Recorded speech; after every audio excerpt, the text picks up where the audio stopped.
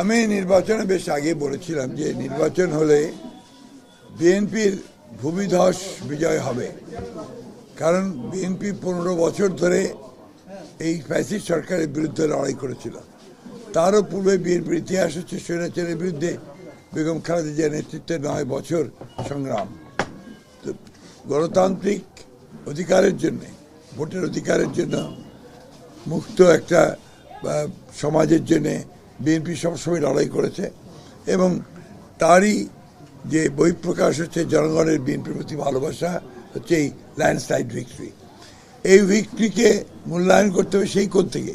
তার বিএনপি হচ্ছে বাংলাদেশের সবচেয়ে জনপ্রিয় রাজনৈতিক দল।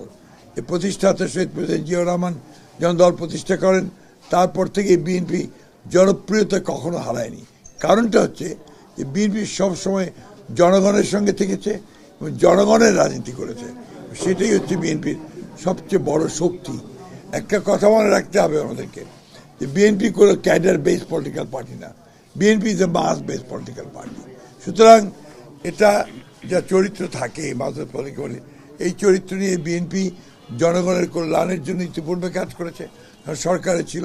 এবং বিএনপির যে ম্যানিফেস্টো, বিএনপির যে ভিশনগুলো, বিএনপির যে রাষ্ট্র সংস্কারের যে কথাগুলো, দাবি দেওয়াগুলো, পয়েন্টসগুলো, সেগুলো জনগণ অ্যাকসেপ্ট করেছে বলেই আজকে এই ল্যান্ডস্লাইড ভিক্টরি হয়েছে।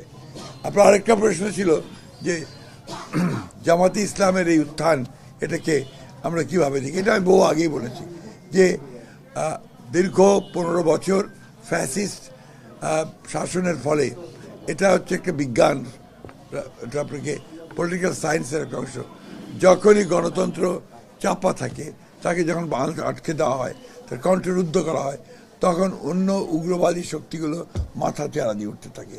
এবং সেটাই এই দেশে ঘটেছে, যেখানে আজকে যেটুকু উত্থান হয়েছে জামাত ইসলামের, that is because of Awami League, তাদের যে দমন পীড়নমূলক যে শাসন এবং বিরোধী দলকে ফাংশন করতে না দেওয়া, তাদেরকে ইলেকশন করতে না দেওয়া, যার ফলে আজকে এটা হয়েছে।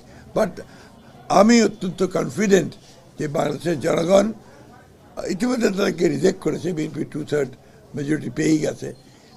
জনগণ তাদেরকে আবারও সুষ্ঠু, সৎ এবং কল্যাণমূলক রাজনীতির মধ্যে দিয়ে সমস্ত অপপ্রবণতাগুলোকে রুখে দিতে সক্ষম হবে।